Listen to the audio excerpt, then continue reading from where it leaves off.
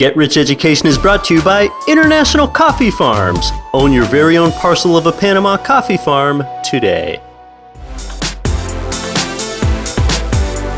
Welcome to Get Rich Education with Keith Weinhold, giving you information and ideas on the investment that has turned more ordinary people into millionaires and billionaires than anything else, and can provide you with more wealth and happiness than you ever thought possible. Now, here's your host, investor, entrepreneur, business owner, and educator, Keith Weinhold. Welcome to Get Rich Education, Show 32. I'm your host, Keith Weinhold, constant purveyor of an abundance mindset. If we're scarce in any way, it's only because the abundance mentality is scarce. Your future depends on what you do today, and what you do today is guided by what you know today. Well, your vision of the future is going to change today. We're talking about future technologies with visionary author and entrepreneur Stephen Kotler and how it impacts your investment life and your real estate. In fact, Stephen and I are going to talk about the most valuable real estate in the universe, and you've almost certainly never thought about it before. You know, the best investment that you can make is an investment in yourself, and my goal today is to have you think at a level that stretches your comfort zone. Being a savvy investor means anticipating what's coming next and then positioning yourself appropriately to benefit. Once you're exposed to bold new ideas, you know what that does? It creates space in your head that didn't exist previously. It broadens your mental bandwidth. Now, one wouldn't think this, but a lot of times, just being exposed to the idea of a future technology for the first time, well, that's a more moving experience than that moment of realization down the road later on when that concept has finally gone mainstream. Clearing that headspace to take it in first, that early cognition registry, that can be the more profound experience. And that's what will make today transcendent for you as a listener if you haven't been exposed to this before. All right, now here's a fun little example of where we've been in just the last 10 years. Okay, it's hard to believe, but 10 years ago, the first video was uploaded to YouTube. Android was a small startup that Google had just acquired. Facebook.com was only a year old, and it acquired the URL facebook.com for just $200,000. 10 years ago, an early prototype of an autonomous car completed the DARPA Grand Challenge for the first time. 10 years ago, the term drone, that meant a military weapon system. Bitcoin and blockchain, they didn't even exist, and they wouldn't be created for 3 more years. 10 years ago, there were 6.4 billion humans on Earth, and only 1 billion of them were online, and none of them had ever heard of Uber or Airbnb. All right, fast forward 10 years to today, YouTube has more than 1 billion users who watch hundreds of millions of hours of video every day. There's 300 hours of video uploaded to YouTube every minute. Google now has over 1 billion active Android users. Remember, 10 years ago, fewer people than that were online at all. Today, Facebook has 1.4 billion users from every country on Earth. Today, every major car manufacturer is working on an autonomous model, and Google's autonomous cars have logged more than 1 million miles driving themselves. Drones, they're now used by children. I mean, they can be purchased at prices ranging from $50 to $1,500. The largest consumer drone company, it's called DJI, started in 2006. That's now valued at $10 billion. Blockchain companies like Bitcoin, they've raised hundreds of millions of dollars in venture capital, and they're poised to potentially be disruptive as the internet itself. Today, there are close to 7.4 billion humans on Earth, and over 3 billion of them are online. Uber started back in 2009. That's now valued at $40 billion. Airbnb started in 2007, $20 billion. So There are so many fun examples of exponential change from the last decade out there like that. The question is, what will the world look like a decade from now? It sort of evokes a little Yogi Berra here, whom I've met before in New York, when he said, "The future ain't what it used to be." I love Yogi Berra quotes. Some people, they think that they fear the future, but they actually don't fear the future as much as they just fear the unknown. Now, this future talk, it's not about dispensing fear. In fact, just the opposite. This is about education, which dispels fear. In fact, just look at how optimistic this is, all right? Take the title of today's guest, one of Stephen Kotler's well-renowned recent works that he co-authored with Peter Diamandis. The book is called Abundance. The Future is Better Than You Think. Another one is called Bold, How to Go Big, Create Wealth, and Impact the World. I mean, very optimistic titles there. It's about making the world a better place for everyone, rich and poor, including bringing sound housing and clean water to billions that don't have it. That's what they're doing. Abundance and Bold are enormously popular books. President Bill Clinton called the book Bold a visionary roadmap for change. Abundance has been the #1 bestseller on Amazon. I mean, over all of Amazon. Stephen Kotler resonates globally. You might be a Stephen Kotler fan already. He's well-renowned to the extent that he has his own Wikipedia page because he turns out New York Times best-selling books seemingly every time you turn around, and he's been a contributor to Time, Forbes, Newsweek, a lot of other popular media, and Stephen runs his own research institute. Now, back in episode 13, I did a show about driverless cars, also known as autonomous cars, and how their adoption will change your real estate investing because it can change where people want to live. So we won't delve into that again here. Stephen and I are going to discuss the most valuable real estate in the universe, which is, get this, asteroids. It sounds a little nuts on basis, but utilizing this real estate, if you will, it could be closer than you think. After that, we're going to bring it back down to earth in a literal sense and talk about 3D printing and some other disruptive technology. Now, no listener left behind here. 3D printing, three-dimensional printing, that's an additive manufacturing process where you can make three-dimensional solid objects by laying down layer after layer after layer of material until the object is complete. They now make small, affordable 3D printers for the consumer where you can print everyday objects right at home. Well, I've been asked before about 3D printing's effect on the future of real estate. I think it can alter the geography of distribution and where jobs are located because people can soon print things at home routinely and then it no longer has to be shipped from a place where a human had to manufacture it. Now, you've heard of offshoring, as over the past few decades, our manufacturing jobs in America went to Asia and elsewhere. Well, some forecast that 3D printing could help revolutionize what some call onshoring or even reshoring.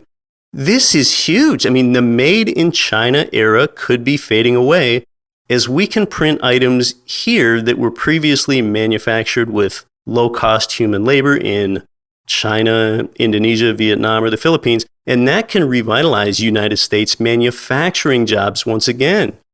In fact, you yourself will become the manufacturer because you'll print the item at home yourself a lot of times. So this is set to disrupt supply chain dynamics globally and locally. Really the key question for you is, where are the jobs going to be located? That's our key question as real estate investors. It's those local market jobs that produce income, and that's the durability of your stream of cash flow. 3D printing and robotics can change where the jobs are located, and that could be good for US and Canadian real estate investors as many expect more manufacturing jobs back here in this reshoring. Now, what about the printing of the home itself? Yes, printing the walls in everything, which has been done to some extent for a while now. I think that it would be substantially further down the road, if ever, that 3D printing of the home itself could lower construction costs enough so that it would substantially impact real estate values. I mean, that's because there are a few opposing forces to that. As society advances, each successive generation over time has wanted more home, more space, more amenities, not less. And that's in terms of both a greater home size and better features and amenities inside the home too. Even if you disregard all that and 3D printing got so innovative and had such a user-friendly interface that it made the cost of labor to construct a new home drop substantially, there's still the cost of material to build with. You'll still need materials. And, another factor to consider is that with real estate values, typically more or less 30% of the cost of a property is in the value of the land. The land portion has nothing to do with a 3D printed home or building. Well, we're going to touch on all these things and more. Coming up next on Get Rich Education, it's Stephen Kotler.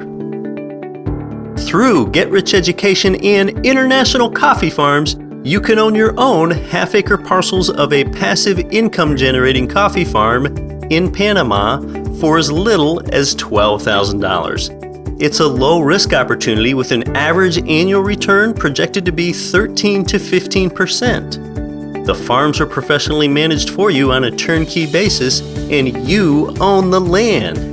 And you can give as well as receive by helping International Coffee Farms create good jobs that pay a living wage and provide medical, pension, and other benefits to very poor Panamanian coffee farm workers and their families, often for the first time in their lives. This is Entrepreneur on Fire's John Lee Dumas. Don't follow money, make money follow you with Get Rich Education. Welcome to Get Rich Education with our guest today, Stephen Kotler, the author of 7 books. And Stephen is very audacious and transcendent with his subject matter. He co-authored the books Abundance and Bold with Peter Diamandis. And most recently, Stephen is the author of Tomorrowland, Our Journey from Science Fiction to Science Fact. Stephen and Peter say, if you want to make $1 billion, you need to help 1 billion people. The world's biggest problems are really also the world's biggest opportunities. And one metric that they talk about in identifying a goal is, can your goal change the world or not? And if it's not, maybe your goal's not big enough. And one area that Stephen has really been leading some discovery into are the possibilities for mining some of our precious resources from asteroids, going beyond Earth for our resources. So welcome to the show, Stephen. Thanks for having me. Can you tell us a little bit more about asteroid mining? What are you doing with researching that? So asteroid mining is one of the ideas that I talk about in Tomorrowland, right? Which is one of those science fiction technologies or science fiction ideas that is slowly becoming science fact. So asteroid mining, as a concept, it goes back to the late 1800s, early 1900s. All kinds of science fiction writers have written about it. It started to become a little bit more of a reality kind of in the 90s. There were a trio of NASA missions, or 2 American space missions and 1 Japanese, that all kind of caught up with asteroids. One of them even kind of scratched the surface a little bit and brought back dust samples. What is interesting about this is, all the kind of raw materials, minerals that we need here on Earth, whether you're talking about precious minerals like gold, platinum, and so forth, or things that we need for high-tech electronics that we don't have enough of. All these things are found very, very plentifully on asteroids. So the idea is space technology has finally gotten to the point where we can start catching up with these giant floating rocks, basically, and mining them for our minerals and ores. And it sounds totally crazy, right? But if you go back 20 years ago and you think, okay, how do I drill at the bottom of the North Sea for oil, right? This is a very, very far away, 10,000, 20,000 feet down territory. It's very, very hostile. Right. And we have to extract minerals from it. And what we discovered then is companies are willing to place $1 billion of bets on North Sea oil platforms. So we already know kind of that there is money and hunger for access to resources, right, who are willing to take these kind of chances. Turns out in the past 10 years, technology to mine an asteroid has sort of caught up with the technology to build a North Sea oil platform, right? So it's now within possibility, and people are starting to take it very, very seriously. My partner in Bold and Abundance, Peter Diamandis, teamed up with tons of different people, Larry Page, for example, Eric Schmidt, a bunch of the folks out of Google, and created Planetary Resources, an asteroid mining company that is, moving this field forward. So is this going to happen in the next 10 years? Probably not. But within the next 20 to 30 years, yeah, we're really, really starting to get there. And, the flip side is it's going to totally destabilize and alter the world's economy. If you mined all the platinum there is on Earth, it fills basically a flatbed truck. In space, it's extremely plentiful. Platinum is a phenomenal conductor of electricity, right? But we don't build much on the backs of it because it's so rare. Soon, could change the entire shape of the economy in this one new technology. Yeah, in a sense, it doesn't seem all that far-fetched to explore asteroid mining, because when you think about the history of humankind, a lot of times what has really motivated pushing the edge of the frontier, historically, it has been resource extraction. It's always been resource extraction. Yeah, that was one of Peter's big goal, right, was I just want to go into space. I want to open space to people. I want space colonization. I want all that. But what he discovered after starting 6 or 7 different kind of private space companies and creating the X Prize is that it's not enough. Human curiosity is a great motivator, but it's not enough to really open up space to development. For that, you need an economic engine, which is why he started taking asteroid mining more seriously and why a lot of other people have as well. Yeah, it sounds like there's something where there's a lot of potential. In fact, I've read that we're still discovering something like 1,000 nearby asteroids every year. We're going out there and collecting samples and bringing back what we might find. And it sounds like there's a lot of promise in this. I've learned that there are asteroids, some of them about 500 meters in size, that might have more platinum group metals on that one asteroid than have been mined in the history of humankind on Earth. Yeah, so Jeff Cargill, who's a geologist at the University of Arizona, took FE90, which is a typical Apollo-class asteroid, so kind of middle-of-the-road asteroid, and he found that just this standard typical asteroid had $50 billion worth of metals, right, including like 41,000 kilograms of gold, which is double what Fort Knox held at its operating height. But the more interesting point, you brought it up when you started a second ago, is we had this, we realized that asteroid collisions could impact the Earth, right? This became something that scared us 15 years ago, so we've gone on this giant quest to map the near-Earth asteroids, and it's essentially becoming a prospector's map of the universe, which is what makes it really cool. Yeah, and these could bring significant change to all sorts of metals prices and rare earth metals, and maybe it's even a misnomer to call them rare earth metals anymore if we're bringing them in extraterrestrially. Because 1 out of 4 industrial products that we use here in households come from platinum group metals. You've got the benefit of what some would call a dirty mining industry and being able to take a dirty mining industry off Earth and elsewhere. Outside of the platinum earth metals, iridium, right, which is in all of our flat screens, our tantalum, which is in all of our cell phones, right, really rare here on Earth, and we're running out abundant space. Phosphorus, which we need for fertilizer. Hafnium for electronics. All these things are rare on Earth, abundant in space. So whole new industries open up once this becomes a possibility. Yeah, so I don't know that we would call that so much of a dematerializer, because we're still extracting materials. We're just getting them from elsewhere. I guess it's just a disruptor from how we're currently mining and producing materials here on Earth. Yeah, I think you're right about that. Well, as we are producing materials here on Earth, we do have new methods of producing those with the existing materials that we have here. And one of those ways that promises to disrupt real estate, the geography of distribution, and all kinds of industry is 3D printing. And I know that you've done some work with that. What are you doing there, Stephen? So 3D printing is, it's an astounding technology. It's another one of these, right, science fiction technologies coming science back, right? You remember the Star Trek replicator. You just kind of tell it what you want and it produces it. Yeah. Essentially a 3D printer, right? And this is a technology that is sort of moving into its disruptive phase. It's been around for almost 30 years in this kind of deceptive trough where, it's promises and promises and promises, and nothing's really showed up. All that is changing now. 3D printing is accelerating exponentially, and as a result, so we're getting printers that can print in all kinds of new materials, so not just in plastics, but metals, cells, biological materials, food. There are restaurants in New York that will 3D print your meal. We're seeing it show up kind of all over the consumer products industry. Handbags, jewelry, plates, cups, take your pick, furniture. They're contour crafting walls now out of 3D printers as well, so it gets even larger. Almost all the customized medical products, so prosthetic devices, bone implants, even surgical tools, all these things massively improve patient outcomes. And I'll give you another example that's really cool. If you Invisalign braces, those clear plastic teeth straightening alternatives to metal braces, right?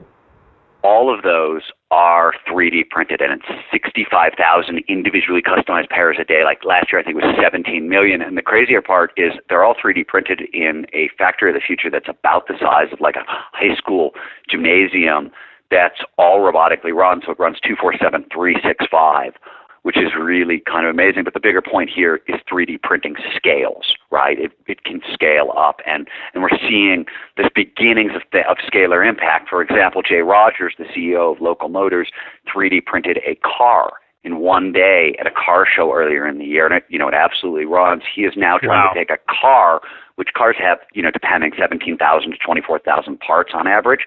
He wants to make them so they're 20 parts. So very soon, your car's going to show up like your IKEA furniture. You're going to snap it together with little instructions. So this is coming. The Chinese just 3D printed 10 single-family homes, like little cottages, in a day. So in terms of how we construct houses, going to absolutely kind of revolutionize this industry. And when you look at it all told, what they're saying is 3D printing, and possibly in combination with robotics, has the potential to disrupt the entire $10 trillion manufacturing industry, which, is 1/6 of the global economy. And I'll give you a really quick, fun example from a couple of weeks ago. There was a woman, she had come out of Harvard, but she was 30 years old, and she was looking for a job, and she couldn't find one. And she realized that in really high-quality inkjet printers, right, the inks are biodegradable and they're human safe, and she could combine those inks with a 3D printer and essentially print any kind of makeup she wanted. So like the $245 billion cosmetics industry, this 30-year-old woman just figured out how to disrupt with a $70 3D printer. That's just astounding. These are truly remarkable implications and uses of 3D printing, but you mentioned user-friendly interface, and from almost all these 3D printing examples I'm hearing about, they're all industrial applications. Is it really the lack of a user-friendly interface that keeps it from coming home and from people using these at home? Well, yeah, so in bold, one of the things Peter and I spent a really long time looking at and trying to figure out was, when are these technologies, right, when are these accelerating technologies, when are they ripe for investment, right? When should entrepreneurs put themselves into the picture, or organizations should get involved, or investors should get involved? And, lots of people have lots of different formulas. Our belief is there's actually only one main indicator to pay attention to, and you named it. It's the development of a user-friendly interface. Yeah. Like the easy example here is the web, right? The web showed up in the 70s, 1975, I believe, and for the first 20 years, it was used by the military and by scientists because you essentially had to be a computer programmer to play, right? In 1993, there were literally 26 websites online. But Mark Andreessen comes along and he creates the user-friendly interface that we know as the web browser Mosaic, which becomes Netscape, right? So suddenly anybody can get online, and even better, more importantly, they can build businesses on top of this interface, right? And what happens is we go from those 26 websites online that year, a couple years later, it's 10,000. A couple years after that, we're into the millions, and then suddenly you have exponential growth, and the internet happens. We saw the same thing with the App Store. What's happening now is a lot of these technologies, 3D printing, for example, are developing these user-friendly interfaces. 3D printing, at this point in time, if you can point and click a mouse, you can print in 3D. So children can print in 3D. If you look in our book Bold, we've got 4 or 5 examples of companies that are built on the backs of 3D printing, and the people who created the companies, when they started, they didn't even know what the technology was. They had no idea what it was, let alone how to use it, right? So what this means is, with a user-friendly interface for the first time, you don't have to be a technologist to get in the game. And I'll give you another couple examples of where this is showing up just because it's so amazing. Robotics. Here's another technology that's totally been walled off from most of society, right, for a lot of reasons. But the main reason is you had to be a computer scientist if you wanted to program a robot. Yeah. Enter Baxter. Baxter was created by Rodney Brooks, who created the Roomba, that little vacuum cleaner. It comes out of MIT. Baxter is a big 9-foot wingspan humanoid robot. The first user-safe, user-friendly industrial robot ever created. What I mean by that is 5 years ago, you want to get into a room with an industrial robot, nobody will let you. They're walled off behind bulletproof glass because one errant arm can decapitate you, right? So if you go into Toyota or Honda, and look, they're behind glass and you can't get near them. Well, Baxter, because sensors have been progressing exponentially as well, has a whole new range of sensors in them. So as soon as one of Baxter's arms contacts anything, even remotely solid, he freezes. This means that for the very first time in history, humans can work alongside Baxter. It opens up a whole new kind of human-robotic collaborative possibility space. Second of all, Baxter's cheap. He's $22,000 right now. So almost any entrepreneur can actually work with Baxter. And in fact, a couple weeks ago, I saw there are now, for a scaled-down version of Baxter, you can 3D print one. So you can print a Baxter for free, essentially, if you have a 3D printer or access to a 3D printer. What's more is if you want to program Baxter, you grab his arms and you move them through the motion you want Baxter to move. He's programmed. So again, a child can program Baxter. Anybody can start building a business on the backs of this technology. It opens up huge entrepreneurial possibilities for start. Yeah, for one thing, I guess that is a more user-friendly interface when it's designed so that you're not going to be decapitated when you're dealing with your robot there. Yeah, fair point. We talk about location here since there are a lot of real estate investor listeners. These changing industries often move where the jobs are going to be, and oftentimes it seems that it doesn't necessarily increase unemployment and take jobs away. It just kind of shifts where jobs go. So rather than a traditional manufacturing job, one might be now at designing things for 3D printers to print. So there's 2 points tucked into the point you made, and both are important. First, for example, with 3D printing, right? Manufacturing jobs over the past 20 years, as we've all seen, have gone to Asia, predominantly China.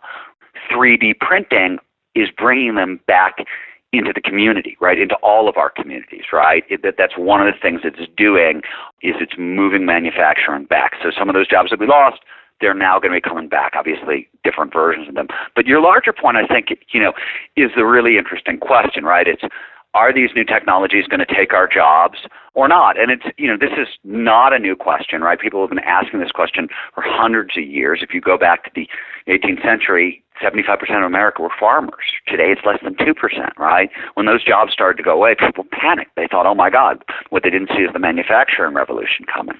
So, it does appear that, inside each of these exponentially accelerated technology, what history tells us is there's sort of an internet-sized opportunity inside each of them, right? So we saw that with the App Store. We saw that with the internet itself. We saw that with, computers, just to kind of name a few that we've seen. But virtual reality. Here's a technology that sort of exists now. Most of us know that Facebook bought Oculus, this, VR goggles for about $1 billion, and they know that there's a lot of development coming, but you're not really paying attention to it. And what people aren't seeing is that there's probably an internet-sized opportunity sitting inside of virtual reality. And, to put an actual economic point on it, back in 1996 in Second Life, right, well, a very primitive virtual reality, right, the very first Second Life millionaire was created. So somebody literally earned $1 million on income totally generated in Second Life. So we already know there are, economies hidden inside of virtual reality. We just haven't had the technology, the user-friendly access points to get at those technologies. That's what's coming online over the next 3 to 5 years. And so we could see, another internet-sized explosion inside of VR. One trend I see with a lot of the technologies that you're talking about, especially as it relates to real estate, is it seems that it puts more of a premium on residential real estate. We saw retailing go downhill ever since the advent of the internet, and now we might see industry change as more people are able to have 3D printers at home. And I don't really know who's going to beat who to the punch. Are we going to have the Amazon drone deliver products to our home in the mainstream first, or are we going to have the ability to 3D print those products first? I don't know which one of those is going to come first, But to me, it points to the trend that residential real estate has even more use and utility than ever because we can do more things from home than ever. It's an interesting question because there's two sides of it. Everything you just said is absolutely correct, right? And that trend is, we're seeing that. And farther away, right? I live in a very remote town in the middle of the mountains in northern New Mexico, 2,000 people, pretty isolated, right? And yet I run a research institute. I write books. I have a full kind of business life. There's a lot that I can do from the middle of nowhere. My life wouldn't have been possible 15 years ago, just at all. So totally possible now, and that underpins what you're saying at a really practical level. On the other side of it is we know 70% of the population, maybe even 75% of the population by 2025 will be living in big cities, right? Those are just kind of standard growth statistics for city living. So it's going to put a premium on kind of urban real estate for sure because so many people are going to be migrating into cities. And I think it'll also put a premium on residential stuff because we're going to be able to do so much more and from farther and farther away. Yeah, now the interesting thing is with the advent of the internet, some people thought that our geography would help humans suburbanize and exurbanize rather than move into cities because now you can do things remotely. So what do you think it is with the trend actually going the other way? For example, Stephen, between previous censuses, 1990 to 2000 and 2000 to 2010, we sort of saw a re-urbanization rather than a de-urbanization that we saw previously. So what is it about technology, even though it allows us to do things remotely that we had to collaborate with people for earlier? Why are we re-urbanizing? Do you have any idea? I think there are, a lot of forces. I mean, first of all, a lot of this is taking place in the developing world. So people are following opportunity at this point, and there's way more opportunity in the city than there is in the countries. The numbers are skewed because of that trend. So that's the most of what we're looking at. But I think, we're starting to understand kind of more and more about innovation and rates of innovation and things like that. And even like Yahoo, who let everybody work remotely, they started to realize that, hey, wait, having all these people together so you can kind of get network effects, creativity come from pattern recognition and new ideas bumping into one another, and it's denser in cities. So, cities function as innovation factories, and there's a tremendous amount of kind of proof. They did a lot of research on this at the Santa Fe Institute, so if you want hard numbers, Jeffrey White's work will give it to you. But I think we're starting to kind of understand innovation more and more at kind of every level of business, and it's driving people together because we're more innovative when we're together. So I think you're seeing a lot of like push-pull trends like that. I've asked you so far about quite a few sort of real estate and investor-driven trends, but you have so many diverse interests, and you're working on all of them on a high level, pushing things where no one's ever been before. What else are you working on?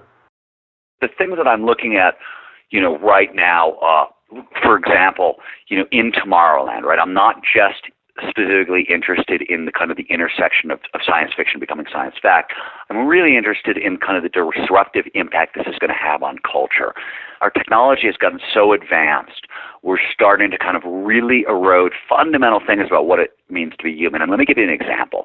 And there are market implications, and there are cultural implications, and there are interpersonal implications, but let's look at bionics for half a second. Okay. In Tomorrowland, you'll find the story of the world's first bionic soldier, Major David Rosell, and he's got a fully functional bionic ankle made by a guy named Hugh Harris out of MIT and a company called iWalk. Soldiers are wearing these ankles into combat in Iraq and Afghanistan already, and this is almost old news by this point. So right now, today, we can replace 50% of the human body with bionics.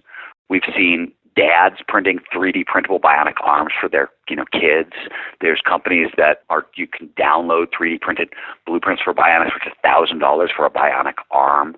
We've got mind-brain interfaces, so paraplegics and quadriplegics can operate their bionic limbs with their minds. The crazy part is not that, like, what we're talking about here is replacement parts, right? My parts, I'm getting old, my parts are replaced, can I replace them? We're also getting exoskeletons, so strap-on bionics. These are hitting the market right now, and these do things like put more energy back into the system. So if you've got a bum knee, you can now put a bionic brace on that not only keeps your knee in place, it puts energy into the system. It can actually make your knee better, stronger, faster than it was before. You got to think about what this means. we have, for all human history, we've grown old. Growing old and losing the use of our limbs, right, decrepitude, the number one complaint about getting older, first of all, we have an kind of internal reaction to it. We know it's a general part of life, and suddenly it's not. So the bionics, we think we're building new bodies, but I'm really interested in the fact that this stuff is going to start impacting our brains, and we're going to end up with new minds as well. And that's really interesting to me. Being a savvy investor is really being able to anticipate change and to know what's coming and be ahead of it and get to where the hockey puck is going to be, not where it is. So, yeah, I want to thank you for joining me today, Stephen Kotler. I really think that any of my listeners that are interested in what's coming next ought to check out Tomorrowland or any of the other work from Stephen Kotler and Peter Diamandis. Have a great day. Hey, thanks for joining me. Keep elevating humankind. All righty. Bye-bye. Great stuff from Stephen Kotler today. So what do you think? I mean, mind blown or what? Well, to get involved as an investor, an innovator, or a reader of Stephen's mind-expanding body of work, check out stephenkotler.com for some really transcendent material. If you're looking to read something that can both expand your mind and help you be a better investor, find one of his 7 great books like Tomorrowland, Abundance, and Bold at stephenkotler.com. There's more there. Check it out. It's a cool site. Hey, thanks to Stephen Kotler today. At Get Rich Education, we'll continue to keep watch on how future technology and innovation can affect your real estate and your investing. Thanks for being with us.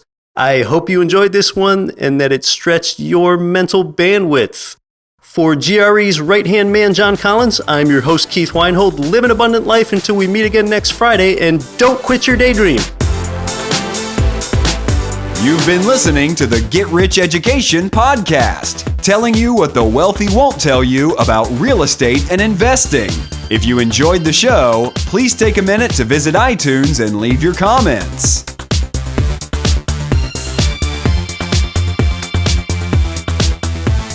Nothing on this show should be considered specific, personal, or professional advice. Please consult an appropriate tax, legal, real estate, financial, or business professional for individualized advice. Opinions of guests are their own. Information is not guaranteed. All investment strategies have the potential for profit or loss. The host is operating on behalf of Get Rich Education, LLC exclusively.